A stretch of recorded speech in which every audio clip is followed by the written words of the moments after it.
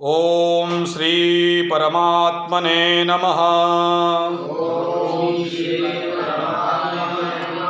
श्रीमद्भगवद्गीता कर्मयोग श्लोक संग्रह ध्यान श्लोक।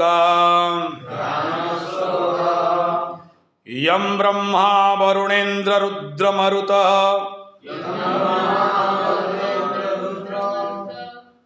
स्तुन्यन्ति दैवेस्तवै वैदेह्यसाङ्गपदक्रमोपनिषदै गायन्ति यं सामगाः ध्यानावस्थित तद्गतेन मनसा पश्यन्ति यं योगिनः यत्शान्तं न विदुषुरासुरगणा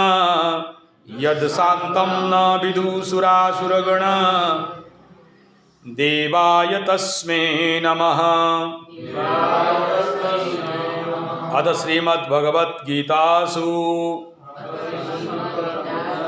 कर्मयोगः। दिस इज ये अभी तुम्हारा ब्लॉग लिखने का टाइम, वो चैप्टर शुरू हो रहा है। कर्मयोग श्लोक संग्रह क्या है? कर्मयोग में पूरे गीता से ये जितने भी करीब 27-26 श्लोक को निकाला गया, कलेक्ट किया गया और एक स्पेशल अध्याय बनाया गया। 26 और क्यों बनाया गया, किसने इसे बनाया, और इस शिविर में, साधना शिविर में इस विषय को मैं क्यों ले रहा हूँ, और कितना गहरा ऐसे श्लोक हैं, कितना प्रचंड इन सूत्रों को निकाला गया, और जो निकाला होगा वो कैसा व्यक्ति होगा जो गीता के ऊपर ही ponder the over the it, उस गीता में उतना डूबा होगा, तब इन श्लोकों को संग्रहित करके एक जगह में लाया होगा।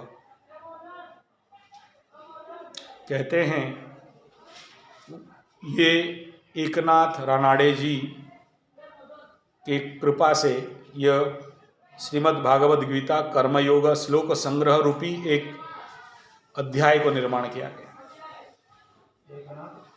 रानाडे जो विवेकानंद केंद्र कन्याकुमारी का निर्माण किए, क्यों किए उसमें भी बहुत सारा रहस्य है, बाद में भी किसी दिन विचार करेंगे। और यह विवेकानंद केंद्र, विवेकानंद सेंटिनरी, विवेकानंद के जो पूरे ऑर्डर है, इसको मान्यता देके हर एक शिविर में इसका क्लासेस लिया जाता है। जो कार्यकर्ता निर्माण होते हैं विवेकानंद केंद्र में, ये उनका की है, चाबी है। और मैं देखा हूँ विवेकानंद केंद्र में जो युवा साधु संत हैं, they are not Sadhu Sant, they are higher than साधु संत। आजीवन वृत्ति लेते हैं, कभी शादी नहीं किया, और बिना सन्यासी वस्त्र धारण किए वो महान सन्यासी। मैं बहुत प्रैक्टिकली उन्हें अनुभव किया हूँ, हालांकि आज से 30 साल पहले। अभी नहीं जानता क्या स्थिति है, मैं भी बहुत दिन से नहीं गया, लेकिन जब मैं उन लोगों से मिला तो कुछ अलग ही मुझे ऊर्जा मिला। और मेरे वहाँ 2 गुरु भी हुए, एक बेंगलोर में विवेक अभ्यास योगा इंस्टीट्यूट ऑफ विवेकानंद केंद्र विवेकानंदपुरम, न्यू अप्पा अग्रहार, नागेंद्र जी वहाँ के गुरु हुए। दूसरा कन्याकुमारी विवेकानंदपुरम, 100 एकड़ जमीन में है और योगा नैराडेप का काम वहाँ होता है, आप लोग जरूर जाओगे। लो कॉस्ट ब्रिक्स बनाता है घर बनाने के लिए, और जिस समय हम लोगों का उड़ीसा में बहुत बड़ा साइक्लोन हुआ, लो कॉस्ट बिल्डिंग का सप्लाई वहीं से हुआ। बहुत सारे ऑर्गेनिक फार्मिंग, नेचुरल फार्मिंग और low cost product for national development, उनके ऊपर उनका काम होता है। मैं एक सम्यक परिचय दिया विवेकानंद केंद्र का, सम्यक दिया, विस्तार से नहीं। आप सबको यहाँ से आने के बाद पता चला होगा कि मैं किसी एक संगठन पे बैठा नहीं हूँ। मैं सभी संगठनों के साथ विगत 35-40 साल से जड़ित हूँ, चाहे वो अनुकूल चंद्र हो, चाहे निगमानंद जी हों, चाहे शिवानंद जी हो, चाहे रामकृष्ण सिस्टम हो, चाहे चिन्मयानंद जी हो, चाहे मुंगेर स्कूल ऑफ योगा सत्यानंद सरस्वती हो, चाहे क्रिया योग हिलरी बाबा हो।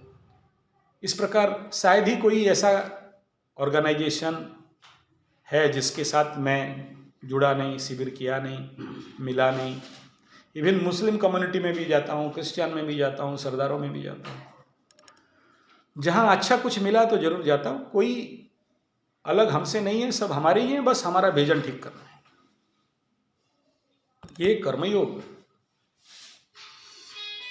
आप जैसे कार्यकर्ताओं के लिए पकड़ लो, पूरा गीता को नहीं हजम कर सकते हो, पूरा गीता को समझ नहीं सकते हो, लेकिन प्लीज ये 26 श्लोक को जीवन का मंत्र बना लो। जैसे बोला जय जय परमात्मा, जैसे बोला तन मन धन से, जैसे हमारे विस्तार हो, कौन लिखा,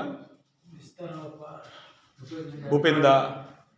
ये कुछ ऐसे कीवर्ड है, ऐसा की तत्व है जिसको आप ग्रहण कर लोगे, जीवन के इस प्रकार के कंटकित मार्ग में फूल बिछ जाएंगे, समस्या नहीं होगा। फिर तुम्हें तुम्हारा कर्म योग का गर्व होगा। तुम्हें देश के सिवा बाकी कोई चीज मुख्य नहीं लगेगा, सब गौण लगेगा। तुम्हें देश के कल्याण और इस जीवन में आध्यात्म तत्व को पाने से बाकी सब नीचे लगेगा। समझिए क्या कह रहा हूं। आज तुम्हें इंपॉर्टेंट लग रहा है तुम्हारा परिवार का काम बड़ा, तुम्हें इंपॉर्टेंट लग रहा है तुम जो कुछ भी नौकरी कर रहे हो, चाकरी कर रहे हो, पैसा कमा रहे हो, वो सब बड़ा, और देश का सेवा सेकंड में, पार्ट टाइम मिल गया तो चलो देश का कल्याण करते हैं, टाइम मिल गया तो चलो गौ माता का रक्षा के लिए फोटो वोटो उठा के फेसबुक में छोड़ते हैं, टाइम मिल गया तो चलो भारतीय परिवार बनाते हैं, घर घर जाके लोगों से गाली उली सुन के आते हैं, टाइम मिल गया तो फिर चलो काला काला नमक पीस के खुद खाएंगे, दूसरे को खिलाएंगे। ठीक है। बाकी टाइम आप अपना स्वार्थ में चलोगे। आपको नौकरी करना है, बीवी बच्चा पालना है, आपको बाकी सारा नौटंकी जितना है सोसाइटी में, फेसबुक, व्हाट्सएप और आई डेस यू, यू डेस मी, आपका ठुस हो गया, मेरा नहीं हुआ है, कैसे ठुस करेंगे बताओ, ये सारा चलता है ना।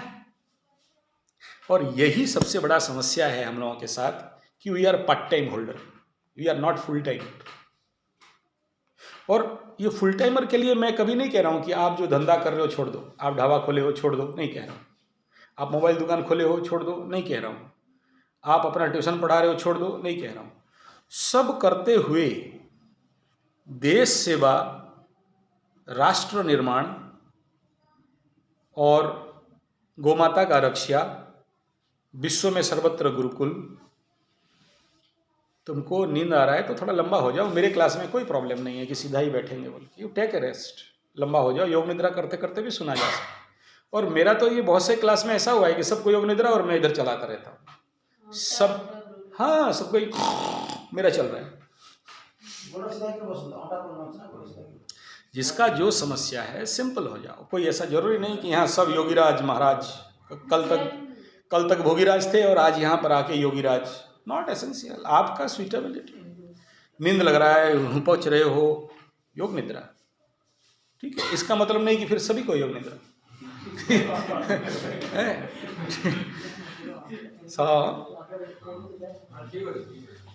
अभी जब तक हम अपने जीवन में, मैं केवल इंट्रोडक्शन में ही हूँ इस विषय का, मैं विस्तार में नहीं जाऊँगा, और आप सबको मैं ये अनुभव करता हूँ कि सब ज्ञानी गुणी महात्मा हो, मैं सब में ग्लिम्स लेके चल रहा हूँ। क्या करना था वो आधा रह गया। हाँ, अपने दुकान खोलने के बाद, होटल खोलने के बाद भी क्या कर सकते। हाँ, तो आप जो कर रहे हो, जितना कुछ कर रहे हो, मुझे कोई ऑब्जेक्शन नहीं है।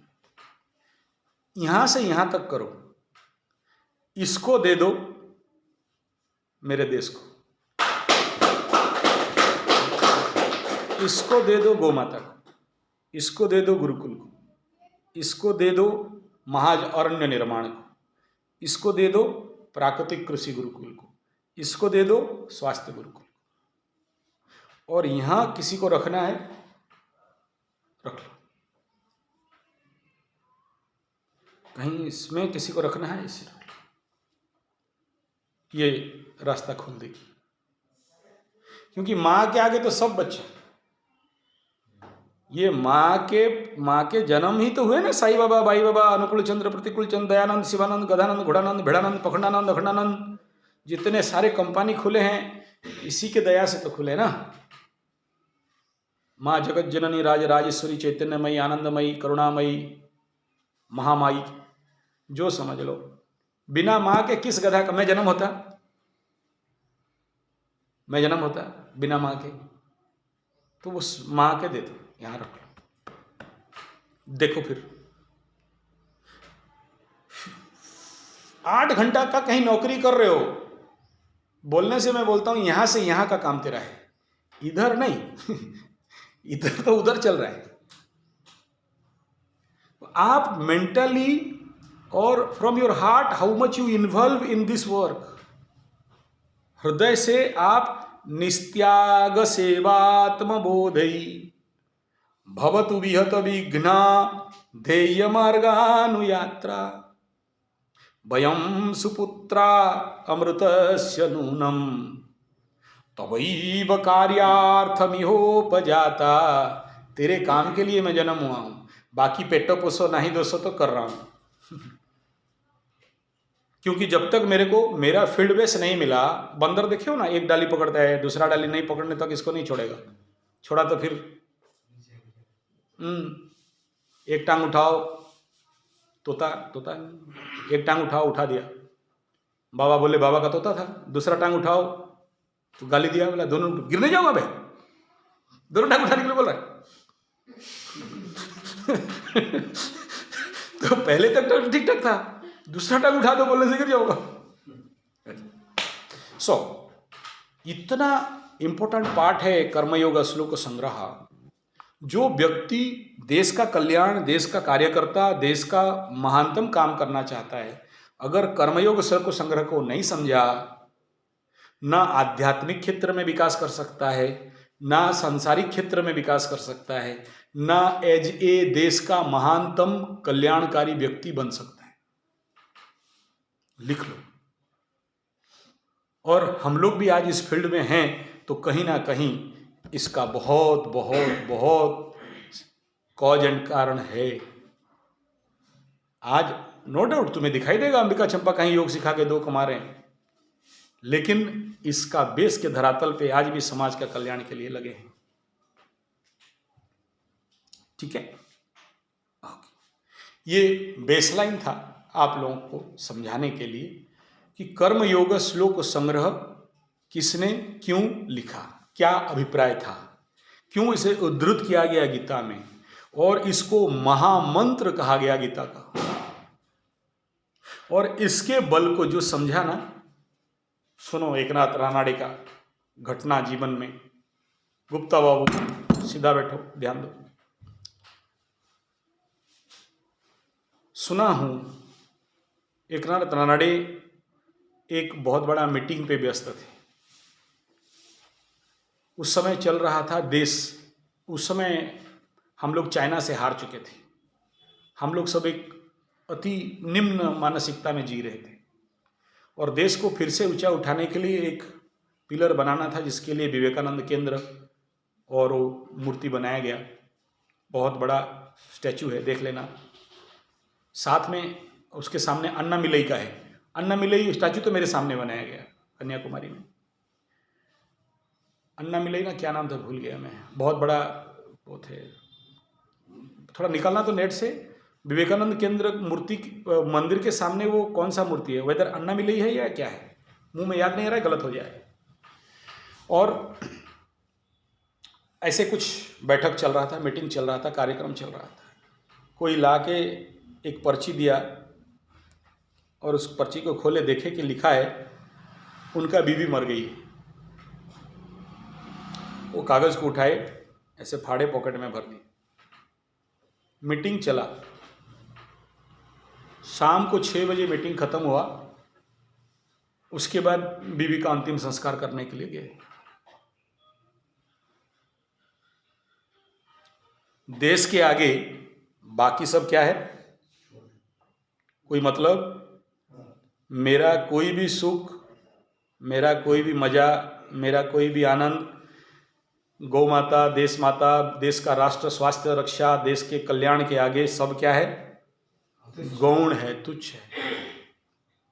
तब कोई एकनाथ रानडे बनता है। गोपबंधु का बच्चा बुखार में पड़ा है, निकल जाते हैं ओडिशा के बाकी बच्चों को बचाने के लिए। रास्ता आधा हुए खबर आया तेरा बेटा मर गया है। पीछे घूम के आता है वो आदमी? नहीं आता है। चला और वापस में जाके अपना सब काम खत्म करके अपना बेटा का अंतिम संस्कार करने जा रहा है। जब पूछ रहे हैं तो क्या बोला, एक चला गया क्या हुआ, मैं हजारों बच्चों का प्राण बचा के आया। वो गोपबंधु चाहते तो वहां से वापस जा सकते थे, अपना बच्चा को लेके हॉस्पिटल डॉक्टर के पास दिखा सकते थे, लेकिन देश के आगे उनका परिवार का स्वस्वार्थ कोई माने नहीं रखता। किस लेवल का सोच हुआ होगा, किस लेवल का कर्मयोग वो लोग जीवन में किए होंगे। हम लोग उनके पैर का धूल का बराबर भी नहीं है। कोई मतलब नहीं है उनका परिवार के लिए।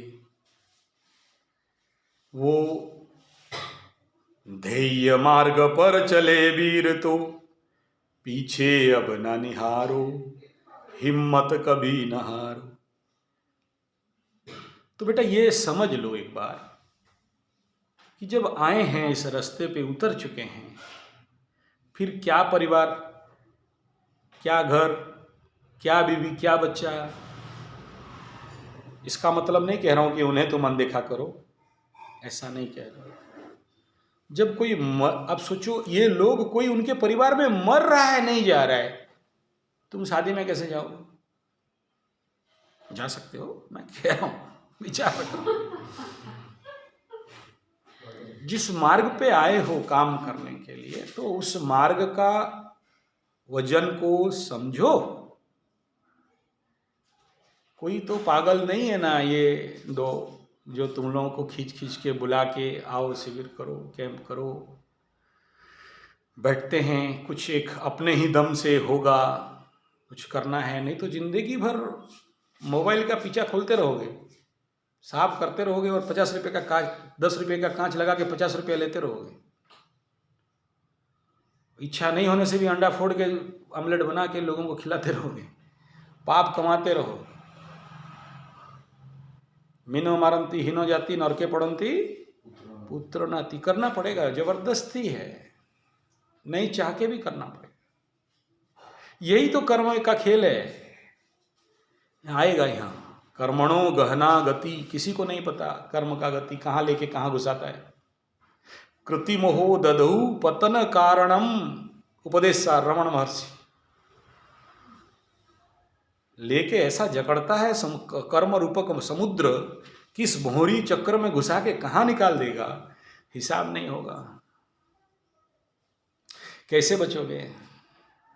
ये कृतिमोहो दधौ पतन कारणम, इस कर्म रूपक महान किच्चड़ समुद्र से निकलना और अपने को कर्म योग में निवष्ट करना और उसमें हमेशा समत्वमान और प्रज्ञावान रहना कैसे पॉसिबल है? और जब तक नहीं रहोगे क्या करेगा जानते हो? कोई कागज़ का तिनका, कोई प्लास्टिक का खिलौना नदी में फेंक दो, वहाँ का स्रोत मिला वहाँ बह गया, वहाँ का स्रोत मिला वहाँ बह गया, फिर कहीं भौरी मिला घूम के अंदर चला गया, फिर उधर चला गया, फिर कोई बुलाया चलो अक्षय भाई गया कुछ दिन, फिर उसका दिमाग खराब हो गया, शादी करना था, पैसा चाहिए था, घुमा कलकत्ता, फिर उधर से घूम के बोला अरे यार इधर से नहीं होगा, खोलो कोचिंग सेंटर, फिर उसको बोला यार ये मज़ा नहीं आया, चलो नमक बेचते हैं, ऑर्डर करके नमक बेचेंगे, फिर उसको बोला इसमें भी पैसा नहीं है यार, ये मज़ा नहीं आया, ठीक है, बोला अभी एरोप्लेन लेके उड़ते हैं, फिर कुछ दिन उड़ा, बोला यार मज़ा नहीं आता है उड़ने में, थोड़ा सा नीचे चलो और बड़ा बड़ा कुछ इन्वेस्ट करेंगे, बिजनेस करेंगे, पैसा कमाएंगे, कटी पतंग उड़ रहा है, कोई ठिकाना नहीं है, कोई स्ट्रॉन्ग प्रोजेक्ट प्लानिंग नहीं है, कोई उसमें स्ट्रॉन्ग प्रेरणा नहीं है। और ख़तरा क्या जानते हो? हम जैसे पागलों के चक्कर में पड़ा तो रेगुलर अपडेट भी होना है, नहीं तो तुम्हारा ऐप्स करप्ट हो जाएगा, वायरस घुस जाएगा। यहाँ से तो प्रेरणा लेके बहुत से लोग चले जाते हैं। ऐसे ऐसे पागल देखा हूँ जो सुबह अंडा, दोपहर 12 बजे मांस, शाम को मांस खाते थे और मेरे शिविर में आके छोड़ दिया। छोड़ तो दिया, 1 साल छोड़ दिया, 2 साल छोड़ दिया, उसके बाद मेरे से डिस्कनेक्ट हो गया, ठीक है। उसके बाद पुराना संस्कार फिर जग गया। अंडा नहले पेटरे भात गोलू नहीं है, क्या करी आप 12 बजे माछ कंटाटे न सुंगिले पेट को भात रुचि नहीं, क्यों करी? शाम को अगर दीप फूड़ा मांस फड़िया नला कुलजी टिके न मिल रहा गया बेटो शांति हो नहीं। आप विश्वास नहीं करोगे यार, अच्छा था नहीं छोड़ता। 2 साल जो छोड़ा था ना, सूद समेत 4 गुना ज़्यादा, और यहाँ तक भी पहुँच गया कि हंसे बोतलों काम देखो कुड़ा। तो ये जो हमारा चीज़ है ना, कंपनी बोला है कि ये ऐप्स डाउनलोड करोगे ना तो फिर अपडेट भी मारना पड़ेगा, यानी साल में एक बार यहाँ की डुबकी लगाओगे हम जैसे क्योंकि हम लोग तो इनबिल्ड हैं, कंपनी छोड़ दिया है ऐसा बना के बचपन से। कुत्ता का गू भी फेंकेंगे, रोगी को भी उठा के भी लेंगे, कर रहे हैं, देख रहे हो ना, ये छाप है पुराना 40-45। हम लोग तो डिगेंगे नहीं। सोचो जिसके जिंदगी में बीबी आ गई और नहीं डिगा तो समझना कि ये सही चीज है। बीबी आए और डिगा दे तो समझना कि ये गया काम से।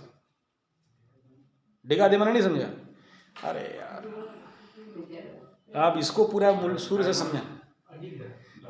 क्या है, जब भी आप जैसे लोग समाज सेवक होते हैं ना, जिसे कल फोन किया था लक्ष्मण सर मेरा शादी हो रहा है आप आना, मैं बोला क्या भंगड़ा करूँगा ठीक है। तो जहाँ शादी कर लिया, माया रानी,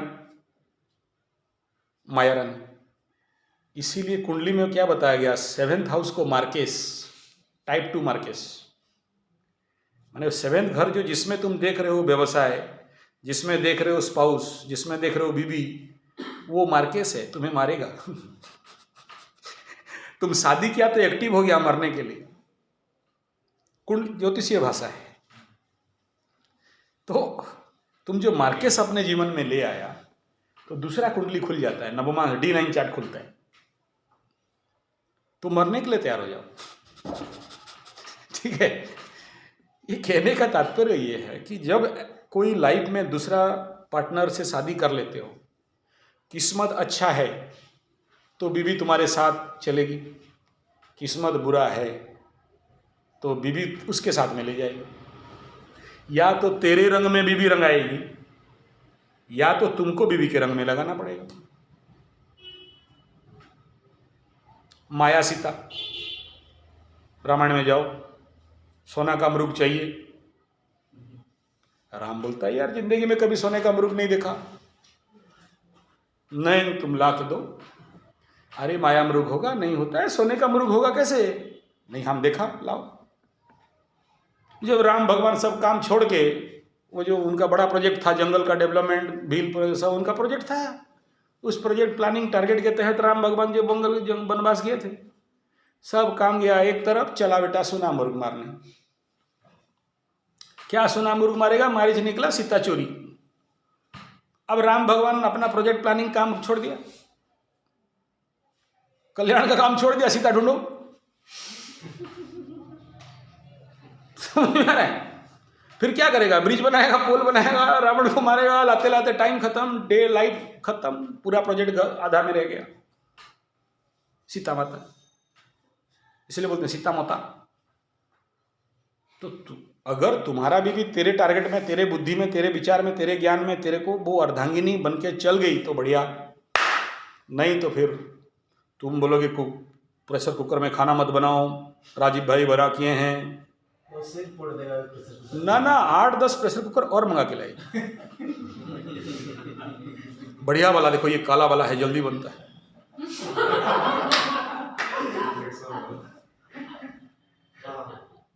ले बेटा, गोयल पाएंगे भैंस में, टाइम बचेगा तो। हाँ। फिर बोलेगी वो काला वाला एक ठो बक्सा वाला चूल्हा है, बोलेगे देखो लकड़ी है, इतना बेकार हो रहा है, चारों तरफ गिर रहा है, कचड़ा हो रहा है, जलाओ, मिट्टी का घड़ा में खाना बनाना चाहिए। क्या होगा? बोला 1 मिनट में, 2 मिनट खाओ। अरे इसमें माइक्रो ओवन है, वेब्स है, ये खाना में आता है, वो बहुत डेंजर है। बोला मैं इधर क्या खाना बनाने के लिए बैठी रहूँगी क्या? फिर फेसबुक कौन करेगा, व्हाट्सएप कौन करेगा, यूट्यूब कौन देखेगा, सास भी कभी बहू थी कौन देखेगा, टाइम कहाँ मिलेगा? इसीलिए तो हमको दिया है सरकार, मोबाइल लो, हो गया खेल। आप उनको ला के काला नमक खुद खरीद के भी ले लो, 20 रुपया किलो का पैसा खर्चा हो रहा है। 10 रुपये का सफ़ेद नमक लाओ तो सीधा बोरा लेके आ जाए, ऑनलाइन ऑर्डर। समझ में आ रहे हैं? फिर बेड़ा गरज तेरा, करते रहो राजीव भाई दीक्षित का काम।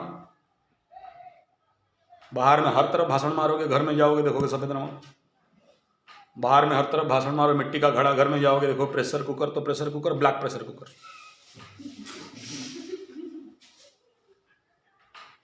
समझ में आ रहा है? आपके साथ कभी हुआ है आज तक? हाँ यार, हम थोड़ी ना धरती से बाहर हैं।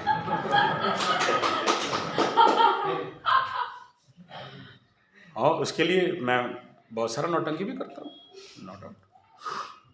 हाँ थोड़ा सा इसमें थोड़ा हाँ सवाल है। हाँ जैसे कल हम लोग डिस्कशन पे पूछ रहे थे कि दशरथ भी वैसे ही थे बोल के उनके जैसे राम जैसा संतान पैदा हुआ, तो मैं भी कल जो आपका जो बाबू है उसको देख के मैं सोचा जैसे ये भी गुरुजी जैसा बड़ा होगा, देश सेवा करेगा, मैं ऐसे सोचता हूँ। तो वो कहाँ तक सही है? मतलब नहीं, ये ऐसा है ना, करेगी तो जरूर, उसका तो बचपन दिखाई दे रहा है। और स्पेशली क्या है ना, मेरे से भी आगे जाएगी कुंडली के अनुसार, क्योंकि मेरे लग्न में उसका लग्न, मेरा लग्न एक है। तो जब भी आपका संतान आपके लग्न में जन्म हो जाए तो ज्योतिष विषया भाषा में कहा जाता है कि आपके जेनेटिकली जो जो जीन में था वो ऑलरेडी पा गई। उस क्षेत्र में तो आचार्य संजय का बाप बनने वाला है, माने माँ बनने वाली है। बट कर्म क्षेत्र उसका अलग जगह में जाके पड़ गया। उसका जो 10th लॉर्ड है, उसका जो राशि है, वो अगर अलग हो गया तो अगर उसको वो राइट संस्कार नहीं मिला, डाइवर्ट हो जाएगी। बाकी ये सब नॉलेज लेके ये पैक्ट है, जेनेटिकली उसके अंदर घुस गया है। आप उसका एक्टिविटीज़ भी आप अगर बहुत अच्छा से माइक्रो लेवल पे स्टडी करोगे तो है ये ट्रू। मेरा बड़ी बेटी ऐसा नहीं है, बड़ी बेटी को तो बिना कुरकुरे में नहीं होगा। अब उसके लिए आए दिन बाप बेटी का झगड़ा चलता भी है, ठीक है, लेकिन वो नहीं खाना चाहती है। मेरा जो ऊपर बॉस है उसको संभालना मुश्किल है, ठीक है, वो बड़ा अलग प्रकार के, वो नेपच्यून प्लूटो उधर से आए उनको कोई ग्रह काम नहीं करता है ठीक है, तो वो अलग मैटर है। चलो, factor is separate, but the subject यह क्या कह रहा हूं, डाइवर्ट नहीं हो और विषय पे आए तो ये श्लोक संग्रह जीवन का 26 जो सूत्र है, ये कोई आम चीज नहीं, इसे लाइन वाइज समझना बहुत जरूरी है। मैं ये 26 श्लोक शुरू करूं उससे पहले ये उपक्रम आपको दे दिया। ओवर, कोई क्वेश्चन? कौन लिखा, क्यों बनाया गया, क्या लक्ष्य था, मैं इसे क्यों यहाँ ले रहा हूँ, इतना पहले प्रश्न किया था, उसका उत्तर दे दिया। किसी को कोई डाउट?